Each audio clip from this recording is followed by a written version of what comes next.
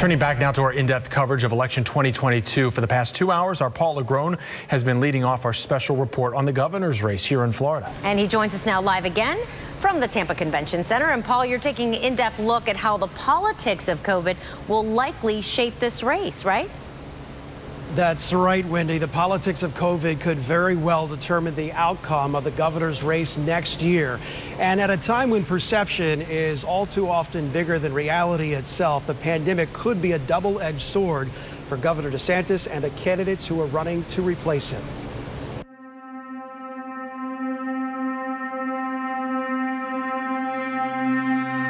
There are days when the pandemic feels like a never-ending storm. And there are days when you can see the light of hope. The tug of war between good news and bad news. And the lasting debate about how we manage COVID and move forward. It is all one big prelude to the governor's race and Florida's choice for who should lead the state and shape the future of its 21 million residents. The longer that the pandemic lasts, the more difficult it could be for him to shake it off. USF political science professor Edwin Binton says for DeSantis, the pandemic is both a strength and a weakness. They believe that DeSantis is betting on that this is going to be short-lived and we'll be back to some sense of normalcy. Charlie Crist and Nikki Fried are just sitting back and say, just like, a good fisherman, let the fish play and see how far he goes.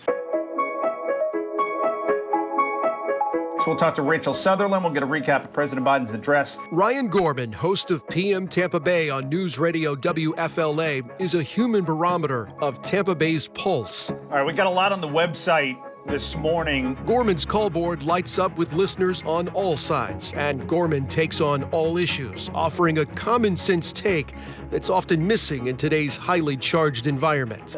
What's the chatter? What's the mood like? There's a lot of excitement about these races coming up in the midterms, and especially because Governor DeSantis, he's raised his profile so much during the course of the pandemic. You have Democrats who obviously want to take him down for a variety of different reasons, and you have Republicans who want to build him up. They want to keep him in place because he could be the next one from the Republican Party to lead the party moving forward. How has the politics of the pandemic shaped this race? Such a huge impact because you have just such a disagreement between some of the things that the governor has done, some of the measures that he's taken. The key issue is still the pandemic. And it's not just the public health crisis part of it. We don't know where we're going to be next year. Hopefully we'll be in a better place. But also, how is this all going to affect the economy? Are we going to see a major bounce back? We've seen a recovery, but it's been disrupted by the resurgence of the virus, disrupted by people trying to change their jobs and their work-life balance. So how is all of that going to shake out in 2022? I think that's the big question.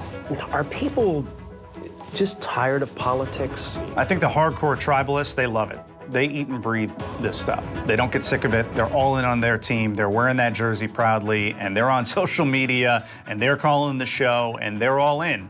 I think the more casual political observers, people who it's not what they focus on 24/7. They're living their lives, and then they're kind of keeping an eye on the news. I think they're beaten down. It's been a long stretch. 22 happens. It's a new calendar year, perhaps a new news cycle. It's so early that anything can happen between now and then to shake up this race. I think if there's one lesson that we should have learned back in 2015 and 2016, and then certainly in 2020, it's that anything can happen. It could all change on a dime. You think I come back in a year and talk to you again? We'll still be talking about vaccines, pandemic? I hope not, but I wouldn't be shocked if we were, or if at the very least we're talking about the fallout from all of it. And there's going to be a lot of looking back and Monday morning quarterbacking. That is for sure. 13 months and change to go. And as long as we're using football analogies here at this point in the race, we are still in the preseason. T-minus 384 days and counting between now and election night 2022.